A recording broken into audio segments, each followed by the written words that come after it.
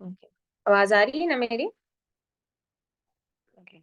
So we have already discussed this drugs, ठीक है, and we have discussed the types and the secretion in detail.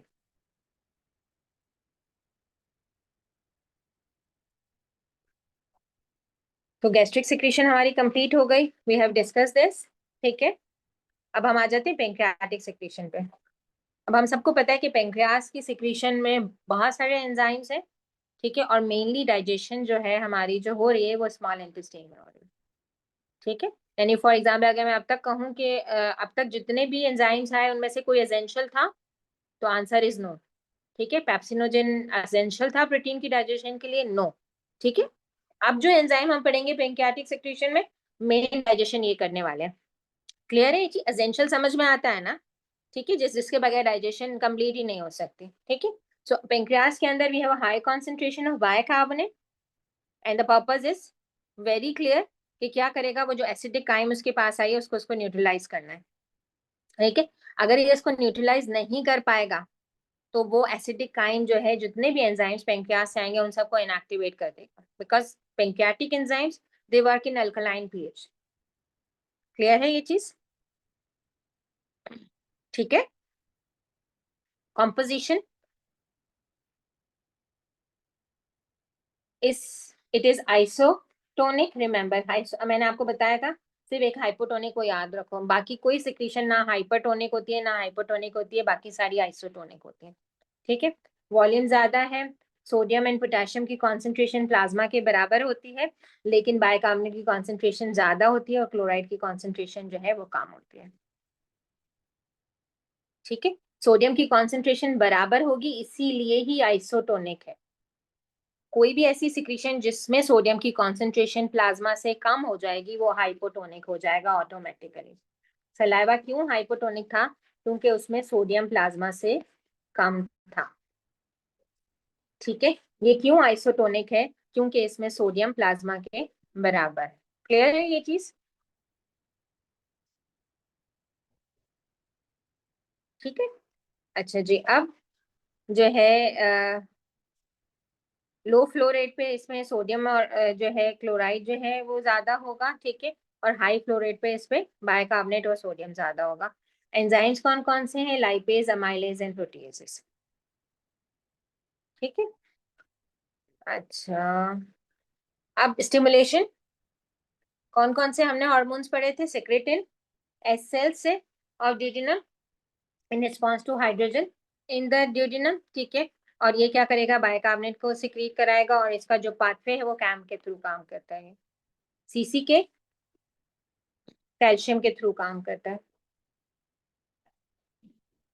जहां भी, याद रखो एक कॉमन सी चीज बना लो कि जहां भी कॉन्ट्रैक्शन किसी चीज की इन्वॉल्व है ना, ठीक है, एक जनरल रूल बना लो, फिर उसमें जो एक्सेप्शंस होंगे वो याद रख लेना। जहां भी कॉन्ट्रैक्शन इन्वॉल्व है ना, ठीक है, वहां का मैकेनिज्म जो है वो IP3DAG होता है, ठीक है। यहाँ पे किसकी कॉन्ट्रैक्शन इन्वॉल्व है? गॉल ब्लैडर की कॉन्ट्रैक्शन इन्वॉल्व है, ठीक है। तो यहाँ पे कौन सा सिस्टम होगा? DAG IP3 सिस्टम, क्योंकि हमें कैल्शियम रिक्वायर्ड है।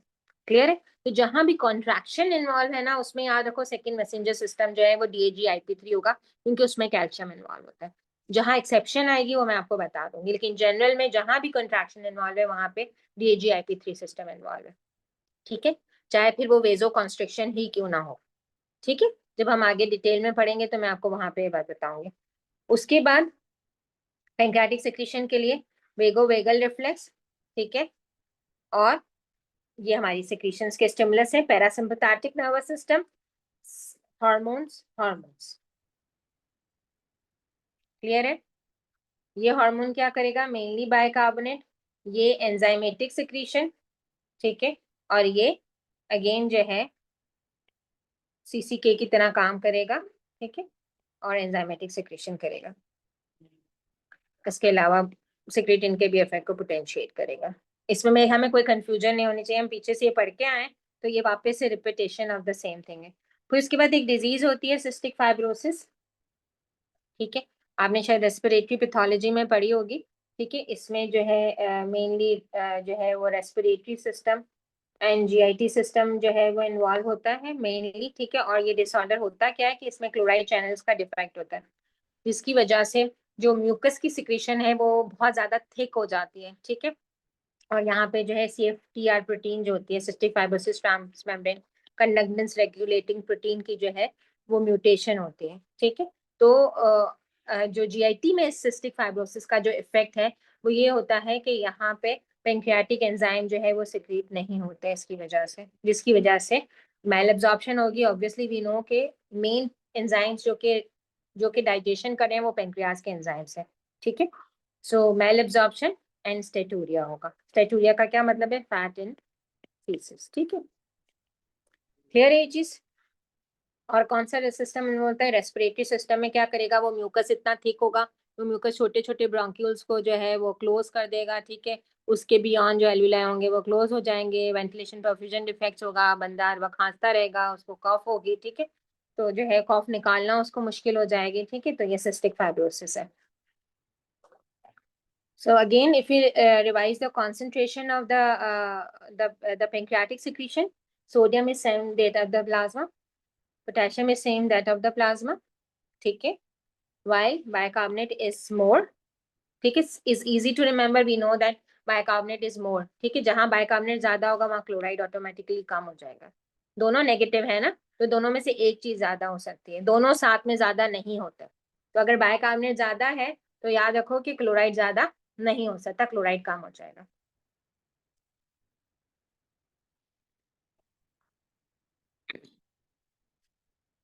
Now how the जो है bile is secreted, where the bile is formed, बनती कहाँ है bile? सिक्रीशन से पहले बनना जरूरी है ना. कहाँ बनेगी bile? लिवर में. कहाँ? लिवर में कहाँ? सेल्स के नाम. लिवर में कौन से सेल्स? हेपेटोसाइट्स. यस कर. सो कंपोजिशन क्या है बाइल में, क्या क्या होता है बाइल में? कुछ प्रोडक्ट ऐसे हैं जो डाइजेशन में हेल्प कर रहे हैं, और बाइल के अंदर कोई एंजाइम नहीं होता. Please remember, bile contain no enzyme. Bile के पास कोई एंजाइम नहीं है. इसमें से कोई एंजाइम है दिख रहा है आपको? Is no enzyme in the bile. ठीक हो गया. बाइल के अंदर ये जो बाइल पिगमेंट्स है ये एक्सक्रीटरी प्रोडक्ट है, ये बॉडी से निकालने हैं, ठीक है. ये वो जो आरबीसी के अंदर जो टूटा था आरबीसी, उसके अंदर जो बाइल के पिगमेंट्स बिलिरुबिन बना था, ये एक्सक्रीटरी प्रोडक्ट है. ये जो है फीसिस को कलर भी देगा, स्मेल भी देगा, ठीक है, जब इस पे बैक्टीरिया एक्ट करेंगे तो. ठीक है, तो ये वो प्रोडक्ट है. बाकी हमारे पास क्या बचता है बाइल में? बाइल सॉल्ट्स है, फॉस्फोलिपिड्स है, कोलेस्ट्रॉल है. ये बाइल की कंपोजिशन है. बाइल कहाँ जाके स्टोर होती है? गॉल ब्लैडर में स्टोर होती है. जितनी देर ज्यादा देर स्टोर होगी उतनी कॉन्सेंट्रेटेड होगी, ठीक है. तो जब हम खाना लेंगे, हैवी फैटी डाइट लेंगे, तो बाइल चाहिए किस लिए? बाइल किस लिए चाहिए? लिपिड की एब्जॉर्प्शन के लिए चाहिए.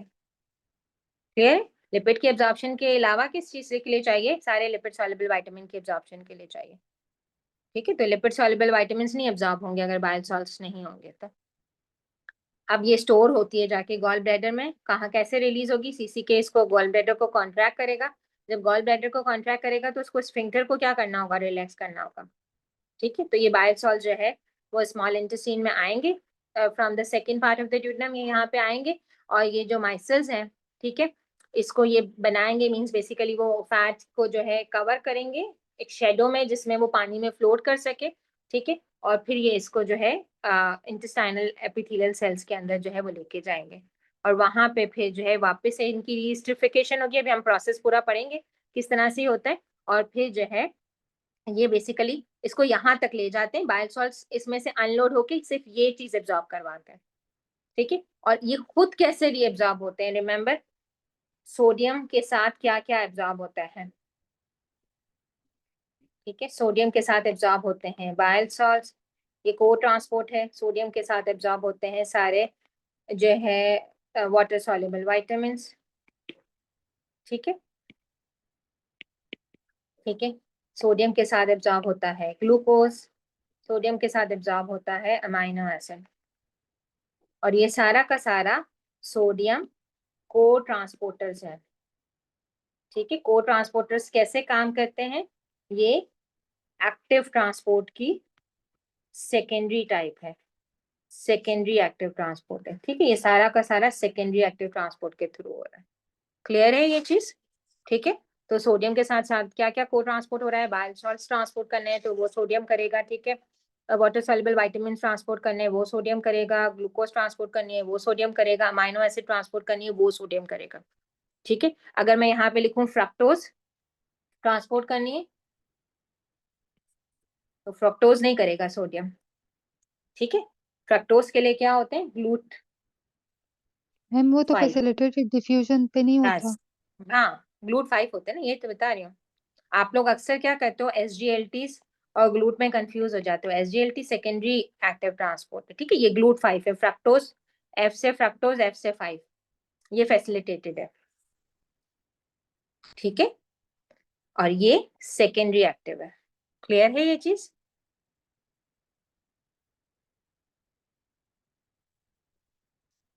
क्लियर, ठीक है। अच्छा, अब माइसेल कैसे बनते हैं, ठीक है।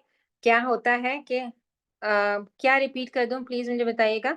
हम ये अगेन फिर से ये वाले जो है ना, ये हम फिर से अभी एंड में पढ़ेंगे। एंड में इस चैप्टर के ये सारी चीजें दी हुई हैं। मैं आपको ऐसे यहाँ पे एक दफा बता रही थी ताकि आपको याद, एक दफा में तो कोई चीज याद होती नहीं है ना हमें वैसे भी। तो बाइल सॉल्ट्स एम्फीपैथिक है। एम्फीपैथिक का क्या मतलब होता है, इसका हाइड्रोफिलिक एंड भी है और हाइड्रोफोबिक एंड भी है, ठीक है। सो हाइड्रोफिलिक एंड जो है वो एक्वस की साइड पे होगा, यानी कि वो जो है बाहर की तरफ होगा, और लिपिड ड्रॉपलेट में जो है वो हाइड्रोफोबिक जो है वो एंड होगा, ठीक है। और ये इसको छोटे छोटे ड्रॉपलेट्स में फैट को कन्वर्ट करते हैं, जिससे क्या होता है, सरफेस एरिया प्रोवाइड होता है जिसपे के लाइपेजेस ऐड कर सके। इसके पास खुद कोई एंजाइम नहीं है, दीज आर द एमल्सीफायर्स। एमल्सीफायर्स का क्या मतलब होता है कि बड़े फैट के ड्रॉपलेट्स को ये स्मॉल फैट के ड्रॉपलेट्स में कन्वर्ट करते हैं, क्योंकि लाइपेज जो है उसके सरफेस पे सिर्फ एक्ट कर सकता है। तो अगर बड़ा सा मॉलिक्यूल होगा और बाइल सॉल्ट नहीं होगा, इस बड़े से मॉलिक्यूल को लाइपेज तोड़ नहीं सकता, सिर्फ इसके सरफेस को खा सकता है। तो बहुत टाइम लग जाएगा उसको इसको एब्जॉर्ब करने में, लाइपेज को, ठीक है। तो बाइल सॉल्ट होगा तो वो क्या करेगा, इतने बड़े को छोटे छोटे छोटे छोटे ड्रॉपलेट्स में तोड़ देगा, ठीक है, जिसपे भी लाइपेज इजीली एक्ट कर देगा, ठीक है। सो दिस इज एमल्सिफिकेशन, ठीक है। एमल्सीफायर का यही मतलब होता है। अच्छा जी, उसके बाद अब ये खुद कहाँ से बाइल सॉल्ट एब्जॉर्ब होंगे, ये टर्मिनल इलियम से एब्जॉर्ब होते हैं, ठीक है। जो है उसको माइसेल को छोड़ देते हैं लिपिड बायलेयर के ऊपर, वो वहां से रीअब्जॉर्ब हो जाती है और ये खुद रिसर्कुलेट होते हैं। अब बाइल सॉल्ट जो है वो बनते कैसे हैं, अगेन ये आपको पता होना चाहिए। प्राइमरली जो है वो हेपेटोसाइट जो है वो कोलेस्ट्रॉल से बाइल एसिड्स बनाता है, जिनको प्राइमरी बाइल एसिड्स कहते हैं, जो कि कोलिक एसिड और कीनोडीऑक्सीकोलिक एसिड है। पता होना चाहिए आपको प्राइमरी कौन से और सेकेंडरी कौन से, ठीक है। ये प्राइमरी जो है वो सेकेंडरी में कन्वर्ट होते हैं by the action of bacteria in the intestine, ठीक है। किस में कन्वर्ट होते हैं, डीऑक्सीकोलिक और लिथोकोलिक के अंदर, ठीक है। और अभी ये एसिड्स है, ठीक है। फिर इनकी ग्लाइको जो है ना, बेसिकली या तो इसके साथ ग्लाइसिन ऐड होता है, ठीक है, या इसके साथ टॉरिन ऐड होता है। जब ये ग्लाइसिन या टॉरिन ऐड होगा तो फिर ये सॉल्ट बनते हैं। क्लियर हो गया? तो पहले क्या है, प्राइमरी एसिड्स है, ठीक है, फिर ये सेकेंडरी एसिड्स बने, और फिर इनके अंदर जो है ग्लाइसिन या टॉरिन ऐड होगा, तो फिर ये सॉल्ट बने। क्लियर है ये चीज? फॉर्मेशन समझ में आ गई? ओके। कैसे रिलीज होता है सीसीके का, स्टिमुलेंट कौन है, सीसीके जो है जब पेप्टाइड्स और फैटी एसिड्स आते हैं ड्यूडेनम के अंदर तो सीसीके रिलीज होता है। मुझे बताओ तीनों फूड के अगेंस्ट में कौन सा मैंने बताया था हार्मोन रिलीज होता है, जो फैट, कार्बोहाइड्रेट और प्रोटीन तीनों के अगेंस्ट में रिलीज होता है, कल मैंने एक बताया था आपको। GIP। जीआईपी, ठीक है। जीआईपी तीनों के अगेंस्ट में रिलीज होता है, बाकी जो है एटलीस्ट दो के अगेंस्ट में या एक के अगेंस्ट में रिलीज होते हैं। रीसर्कुलेशन कैसे होती है, को ट्रांसपोर्टर्स के थ्रू, मैंने आपको बताई टर्मिनल इलियम में, ठीक है। तो इलियल रिसेक्शन जो है सिर्फ विटामिन B12 की एब्जॉर्प्शन को प्रॉब्लम नहीं करती है, जो है ये स्टेटूरिया भी करती है, बिकॉज के यहाँ से क्यों होता है कि बाइल एसिड जब रिसर्कुलेट नहीं होंगे तो बाइल एसिड्स इतने ज्यादा, bile acid need to be recirculated, ठीक है। तो इतने ज्यादा बाइल एसिड्स नहीं बना सकता लिवर, तो फैट की एब्जॉर्प्शन जो हैम्पर हो जाती है, and that causes the steatorrhoea, ileal resection. Clear है?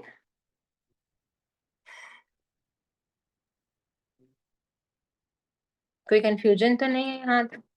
मैम इलियल रिसेक्शन की वजह से वाटर की एब्जॉर्प्शन भी कम हो जाती है ना, यस, तो फ्लूइड लॉस भी ज्यादा हो जाता है। ठीक है।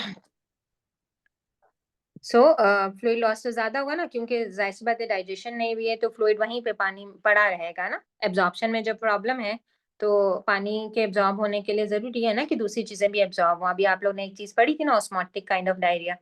ठीक है, तो वो भी तो एक ऑस्मोटिक पोल क्रिएट करता है ना पानी के लिए, जब चीजें एब्जॉर्ब ही नहीं हो रही हैं तो। ठीक है। अच्छा, अब हम आ जाते हैं ओवरऑल, हम देख लेते हैं एब्जॉर्प्शन को, कि एब्जॉर्प्शन किस फॉर्म में होती है और कहाँ से होती है। ठीक है, ओवरऑल ये टेबल इंपॉर्टेंट है, इसकी डिटेल पूरी नीचे लिखी हुई है, लेकिन हम इस टेबल से ही कोशिश करेंगे कवर कर लें। पहले आ जाते हैं कार्बोहाइड्रेट पे। हम सबको पता है कि कार्बोहाइड्रेट जो है मोनोसेक्राइड की फॉर्म में एब्जॉर्ब होता है। ठीक है, एंजाइम कौन से हैं जो कि कार्बोहाइड्रेट को तोड़ेंगे? अगर सलाइवा में देखें तो कौन सा एंजाइम था, अभी मैंने पढ़ाया था आपको? माइलेज और लाइपेजेस। अमाइलेज नहीं, लाइपेज नहीं तोड़ेगा ना कार्बोहाइड्रेट को, लाइपेज क्यों तोड़ेगा? ठीक है, अमाइलेज। फिर उसके बाद स्टमक में कोई था कार्बोहाइड्रेट के लिए एंजाइम? नहीं था। ठीक है, आप लोग अगर ऐसे सिस्टम बना के याद करोगे तो आपको याद भी रहेगा। उसके बाद हम आ गए स्मॉल इंटेस्टाइन में, यहाँ पे पेंक्रियाज से एंजाइम रिलीज हुआ, कौन सा? Again amylase. ठीक है, इसने कार्बोहाइड्रेट को तोड़ा, लेकिन कार्बोहाइड्रेट को तोड़ा इसने मोनोसेक्राइड्स में नहीं तोड़ा। ठीक है, ये जो है डाइसेक्राइड्स और ट्राइसेक्राइड्स इसमें तोड़ा है इसने। ठीक है, और इसको जो है जो brush brush border of intestine होती है वहां पे एंजाइम्स पड़े होते हैं, सुक्रेजेस। ठीक है, लेक्टेजेस, वी नो दैट के लेक्टेज इंटॉलरेंस वो ब्रश बॉर्डर में प्रॉब्लम है ना। ठीक है, ट्रीहेलेजेस। ठीक है, ये जो है ना उसको फिर तोड़ते हैं और मोनोसेक्राइड की फॉर्म में एब्जॉर्ब होता है। तो अगर ये है भी सही और ब्रश बॉर्डर में प्रॉब्लम है, ठीक है, तो फिर ये एब्जॉर्ब नहीं होंगे and this will cause the osmotic diarrhoea. Clear? ठीक है, एब्जॉर्प्शन कैसे होगी इनकी, ग्लूकोज की और गैलेक्टोज की? अभी मैंने आपको थोड़ी देर पहले बताया, वापस वही चीज रिपीट कर रही हूँ। को ट्रांसपोर्ट के थ्रू होगी। और फ्रक्टोज की कैसे होगी? फैसिलिटेटेड। तो ये कौन से हैं? SGLT, SGLT। ठीक है, और ये कौन से हैं? GLUT5। ठीक है, SGLT1 ही है ना, चेक कर लो गलत। यस, SGLT1 है। ठीक है, सही। उसके बाद प्रोटीन्स। प्रोटीन जो है वो को कौन एंजाइम तोड़ेगा? पेप्सिनोजेन वहां पे था, पेप्सिन। ठीक है, स्टमक के अंदर सलाइवा में कोई प्रोटीन को तोड़ने वाला एंजाइम नहीं है। ठीक है, उसके बाद हमारे पास पेंक्रियाटिक कौन से एंजाइम्स हैं? जी, बहुत सारे एंजाइम्स हैं ट्रिप्सिन वाली फैमिली के, ट्रिप्सिनोजेन, ट्रिप्सिन, कार्बोक्सी पेप्टाइडेजेस। ठीक है, प्रोटीन को तोड़ने वाले बहुत सारे एंजाइम्स हैं। और इनको एक्टिवेट कौन करेगा इन ट्रिप्सिन फैमिली को? एंटेरोकाइनेज, जो कि स्मॉल इंटेस्टाइन की बॉर्डर पे है। सही है, और ये जो है अमाइनो एसिड की फॉर्म में रीअब्जॉर्ब हो सकते हैं, अगेन को ट्रांसपोर्ट विद द सोडियम। ठीक है, ये डाइपेप्टाइड्स और ट्राइपेप्टाइड्स की फॉर्म में रीअब्जॉर्ब हो सकते हैं विद द हाइड्रोजन डिपेंडेंट। और हम छोटे न्यूबॉर्न बेबीज को अगर बहुत अर्ली प्रोटीन्स देते हैं तो उनको एलर्जीज क्यों हो जाती हैं? ये इसलिए ये हो जाती हैं कि उनकी जो इंटेस्टाइनल वॉल होती है, उनके जंक्शंस अभी इतने टाइट नहीं होते। तो अभी ये अनडाइजेस्टेड जो प्रोटीन जो है वो एब्जॉर्ब हो जाती है सर्कुलेशन में, तो वो एज ए एंटीजेनिक काम करना शुरू कर देती है और फिर बेबी उससे एलर्जीज डेवलप करता है। क्लियर हो गया? इसीलिए हम मना करते हैं कि छोटे बेबीज को जो है ना फॉरेन से हाई प्रोटीन्स जो है वो नहीं देनी चाहिए अनलेस के उतना टाइम ले लें। जैसे स्पेशली एग के लिए बहुत ज्यादा एलर्जीज बहुत ज्यादा ये करता है। क्यों? क्योंकि देखो ये अगर डाइपेप्टाइड और ट्राइपेप्टाइड से बड़े एब्जॉर्ब हो गए ना तो ये एंटीजेनिक के तौर पे काम करेंगे सर्कुलेशन में। ठीक हो गया? तो एलर्जीज क्रिएट करेंगे। उसके बाद आ जाते हैं लिपिड्स। लिपिड्स के अंदर हमारे पास फैटी एसिड और मोनोग्लिसराइड की फॉर्म है, क्योंकि ट्राइग्लिसराइड आया था, टूटा। ठीक है, और ट्राइग्लिसराइड कैसे टूटा? लाइपेजेस थे। लाइपेजेस कहाँ से आए थे? पेंक्रियास से। सलाइवा का भी लाइपेज है, लेकिन हम उसको इतना बॉदर नहीं करते। ठीक है, तो मेनली वो लाइपेज है जो पेंक्रियास से आया था।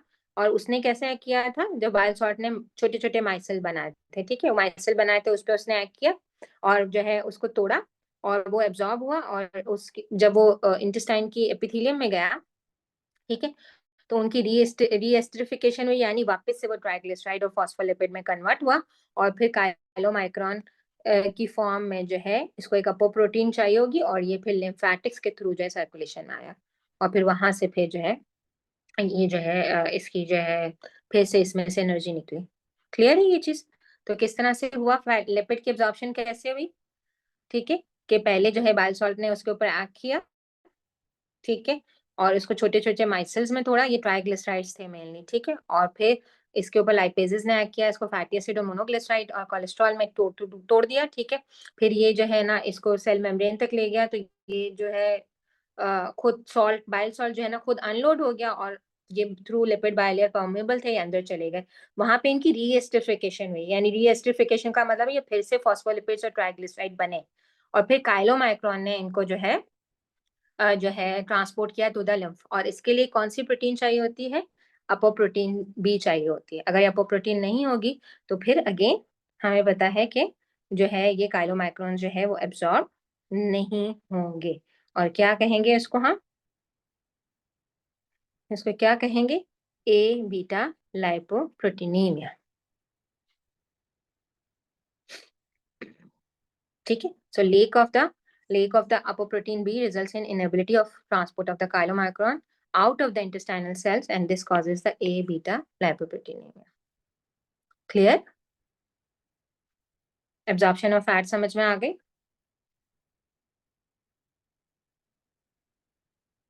ठीक है, उसके बाद वाटर सॉल्युबल वाइटामिन, ठीक है, मैंने आपको बताया सोडियम डिपेंडेंट को ट्रांसपोर्ट होती है, सिवाय कौन सा वाटर सॉल्युबल विटामिन है जो सोडियम डिपेंडेंट से नहीं ट्रांसपोर्ट होगा, B12, जो कि इंट्रिंसिक फैक्टर के साथ कॉम्प्लेक्स बनाएगा, ठीक है, और स्पेसिफिकली ये जो है आइलियम से एब्जॉर्ब होगा, ठीक है, बाकी ड्यूडेनम और ड्यूडेनम से एब्जॉर्ब हो सकते हैं, बाइल सॉल्ट स्पेशली कहाँ से एब्जॉर्ब होगा, आइलियम से एब्जॉर्ब होगा, अगेन सोडियम डिपेंडेंट, ये जो हम अभी पहले बात करे थे मैंने आपको बताया था कि रिपीट भी करेंगे। Calcium, very important MCQ, vitamin D जो है एक प्रोटीन बनाता है कैल्बाइनिन प्रोटीन, ठीक है, और ये कैल्बाइनिन प्रोटीन के थ्रू जो है कैल्शियम एब्जॉर्ब होता है, विटामिन डी डिपेंडेंट एब्जॉर्प्शन होती है कैल्शियम की, ठीक है। आयरन फेरस फॉर्म में एब्जॉर्ब होता है, फेरिक फॉर्म में बिल्कुल भी एब्जॉर्ब नहीं होता, तो अगर ये फेरिक फॉर्म में होगा, ठीक है, तो ये फेरस फॉर्म में कन्वर्ट होगा, इसलिए हम कहते हैं कि आयरन को अगर सिट्रस फ्रूट के साथ लिया जाता है तो आयरन की एब्जॉर्प्शन बढ़ जाती है, रीजन मीन्स कि जो फेरिक फॉर्म होता है वो सिट्रस फ्रूट जो है उसको फेरस फॉर्म में कन्वर्ट कर देता है,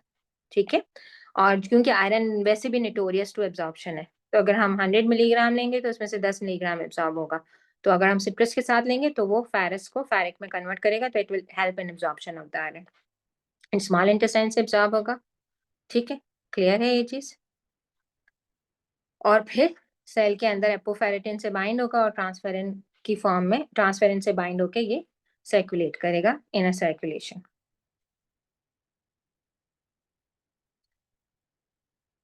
अब हम आ जाते हैं एक चीज पे, ए बीटा लाइपोप्रोटीनीमिया मैंने आपको बता दिया, आपको जो है इसका मैंने बता दिया था आपको, डेफिशिएंसी ऑफ जो है ना लेक्टेज या सुक्रेज, इस तरह ऑस्मोटिक डायरिया आप लोग आज वैसे भी डिस्कस कर रहे थे, ठीक है, ये आप लोग ने डिस्कस कर लिया है। उसके बाद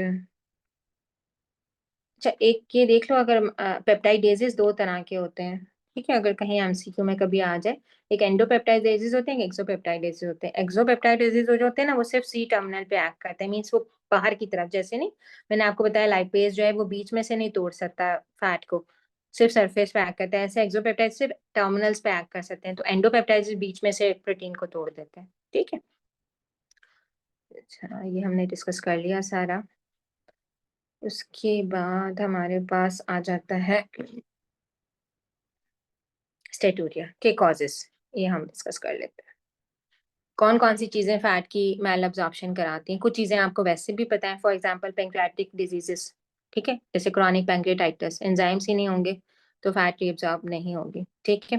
फिर उसके बाद जो है एक और चीज जो फैट की जो है स्टेटूरिया कराती है, उसमें इन्होंने एक चीज लिखी है कि अगर बहुत ज्यादा गैस्ट्रिन रिलीज हो रहा होगा, ठीक है। तो वो हाइड्रोजन की सिक्रीशन बढ़ाता है, और ये हाइड्रोजन की सिक्रीशन जैसे मैंने आपको बताया कि ड्यूटेनल की पीएच को कम करेगा, और ये पीएच कम जो है इसको जो है ये लाइपेजेस को इनएक्टिवेट कर देगा, तो भी स्टेटोरिया हो सकता है। तो hypersecretion of gastrin also causes the steatorrhoea. ठीक है। उसके बाद इलियक रिसेक्शन हम सबको पता है। ठीक है। बैक्टीरियल ओवरग्रोथ, अब बैक्टीरियल ओवरग्रोथ का कोई भी रीजन हो जिसकी वजह से बैक्टीरियल ओवरग्रोथ हो गई हो, ठीक है, स्मॉल इंटेस्टाइनल बैक्टीरियल ओवरग्रोथ, तो ये भी स्टेटोरिया करता है। अब जो है ना नॉर्मली जो है बैक्टीरिया बहुत एक लिमिट में ग्रो होते हैं, अगर वो जो है किसी वजह से गट की मोटिलिटी कम हो जाए, ठीक है, या जो है कोई स्ट्रक्चर आ जाए बीच में, ठीक है, या जो है एसिड की सिक्रीशन बहुत कम हो रही है, ठीक है, स्टमक से, तो जो है ये बैक्टीरियल ओवरग्रोथ कर सकते हैं। और ये बैक्टीरियल ओवरग्रोथ क्या करती है, ये हैम्पर करती है रीअब्जॉर्प्शन ऑफ मेनी जो है things from the small intestine, और जिसमें से एक चीज होती है कि फैट की एब्जॉर्प्शन भी नहीं हो रही होती, जिसकी वजह से स्टेटोरिया होता है। ठीक। उसके बाद वी नो दैट कि अगर इंटेस्टाइनल सेल्स के नंबर ही कम हो जाए, दैट कॉजेज द जो है स्टेटोरिया लाइक ट्रॉपिकल स्प्रो, ठीक है, सीलिएक डिजीज, ठीक है, जो है कोई भी ऐसी चीज जो कि surface area of small intestine कम करेगी वो स्टेटोरिया करेगी। ठीक है। फिर अगर एपोप्रोटीन बी की डेफिशिएंसी है, ठीक है, तो ये भी स्टेटोरिया करेगी। अच्छा जी, उसके बाद हमारे पास आ जाता है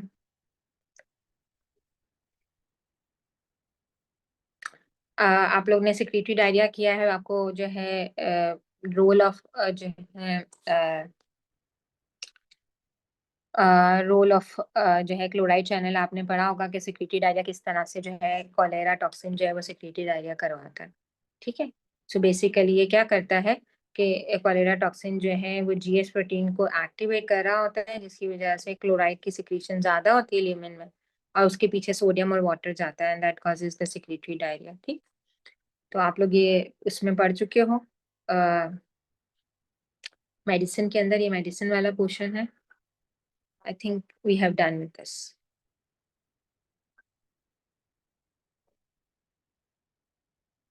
जी, we have done with the GIT. आप लोग को